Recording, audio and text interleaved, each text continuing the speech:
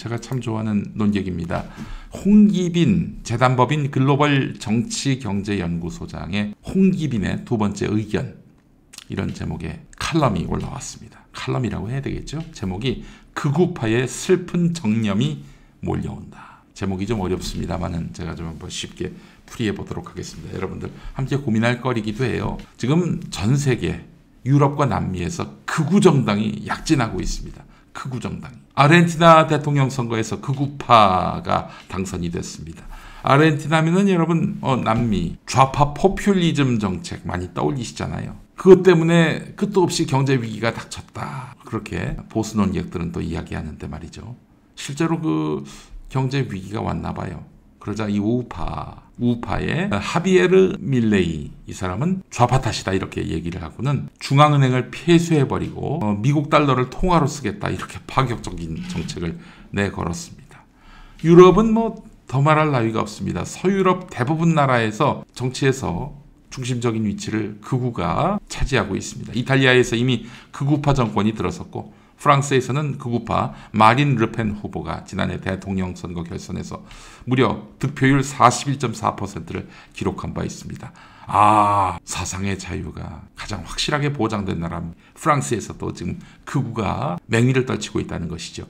심지어 북유럽 유로피언 드림의 그 주무대인 북유럽의 스웨덴과 핀란드에서도 극우 정당이 제2당까지 치고 올라왔어요. 제2당.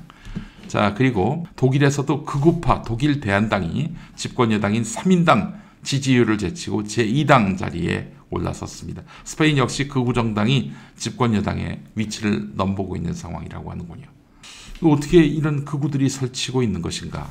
홍기빈 소장은 철학자 스피노자의 슬픈 정념이라는 개념을 가져와서 해설을 했습니다. 슬픈 정념.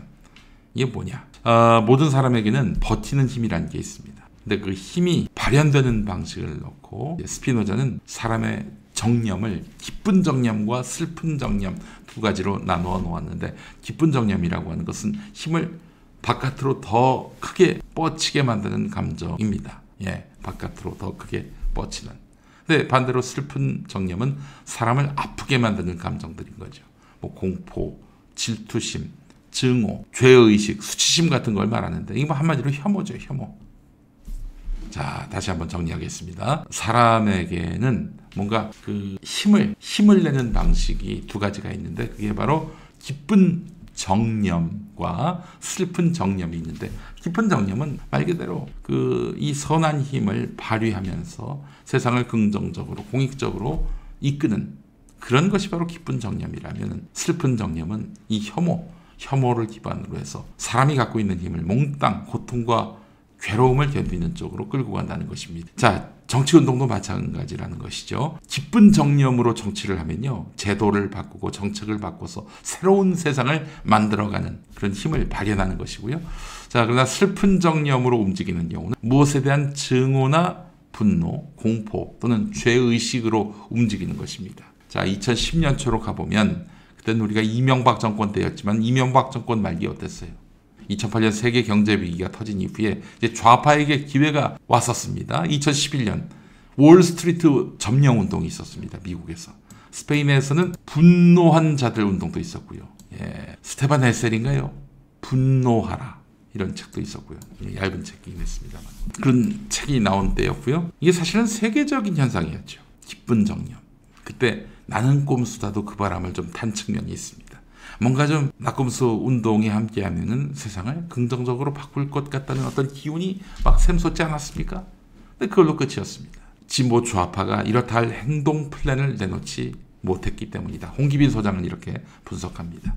사실은 대안을 내놨지요. 뭐 기본소득이라든가 뭐 녹색 뉴딜 같은 얘기가 나왔는데, 이게 뭐 뾰족한 사람의 삶을 단박에 바꿔주는, 삶의 고통을 근원적으로 해결해 줄 수 있는 유능한 정책이 아니었단 말이죠. 자, 그러다 보니까 이런 기쁜 정념의 실패로 슬픈 정념이 자리하고 있다는 것이죠. 이게 뭐냐면은 무능하고 부패한 좌파 정치인들을 혼내주는 거. 이게 전부야. 투표하는 이유에. 저 극우 정치인에게 맡겨봐야 뭐 하나도 세상이 좋아지는 것도 없고 뭐 뾰족하게 해결되는 것도 없고 다 알아. 모르지 않아. 그런데 기존 정치 질서에 분노를 표하고 그래서 화풀이로 극우 정당을 선택한다는 거죠. 정치가 효능감이 없으니까 잔뜩 우리에게 기대를 줬던 기쁜 정념을 당장이라도 펼칠 것 같았던 좌파 정치인들 골탕 먹이는 걸로 투표의 의미를 삼아버리는 그런 사람들이 많이 늘어났고요. 그렇게까지 하기 싫다. 그 대신 내 투표 안 할래. 이런 사람들이 또 훨씬 더 많았겠죠. 자, 그래서 나쁜 정념이 기쁜 정념을 지배하게 됐다는 것이죠. 이때 2010년 초에 그런 기대가 실망으로 바뀌게 됐고 그것이 이제 우리를 더욱 깊은 절망의 늪으로 인도했단 말이죠. 자, 그러면 진보 좌파 운동은 어떻게든 새로운 대안을 마련해야 하는데 과연 그랬느냐? 그러지 않았습니다. 여기가 굉장히 중요합니다. 홍기빈 소장은 진보 좌파 운동은 사회경제적인 모순이나 생태위기 문제를 가지고 싸우는 게 아니라 엉뚱하게도 백인, 남성, 이성애자 등에게 싸움을 거는 극단적 PC주의, 워키즘으로 변질된다. 문화전쟁의 수렁으로 빠져들게 되는 거죠. 그렇잖아요. 정말 어떤 민생의 변화 이런 것들엔 관심이 없고 여혐주의자 사냥에 몰입하고 말이죠. 동성애 반대하면 다 쓰레기로 몰고 미국에서는 또 백인을 또 악마화하는 그런 문화가 있다고 합니다. 언더도그마를 추구하는 사람들이죠. 약자를 옹호해야 된다. 소수자를 보호해야 한다. 좋아요. 그 취지는 좋은데 자꾸 전쟁을 일으킵니다.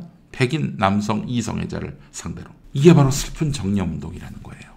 이걸 바꾸지 않고서는 세상은 바뀌지 않는다라는 이야기를 홍기빈 소장이 이야기하고 있습니다. 제가 왜 이 나라 권력지향적 페미니스트들을 공격합니까? 비난합니까? 슬픈 정념운동으로는 세상을 바꿀 수 없기 때문입니다. 도리어 더 권력으로부터 멀어지기 때문입니다. 페미니스트 정치인이 그 선거 때 부동산 들어갔더니 거기 모여있던 어머니들께서 저 우리 아들 잡아먹는 년 이러면서 손가락질을 하더래요. 왜 그런 비난을 듣습니까? 비난을 들을 일이 없어야 하는데 뭔가 잘못됐습니다. 이 슬픈 정념을 이기지는 못할 망정, 슬픈 정념에 동화되는 이런 한국의 진보, 민주주의, 민주진영 염려됩니다. 여러분은 그 염려가 들지 않으시나요?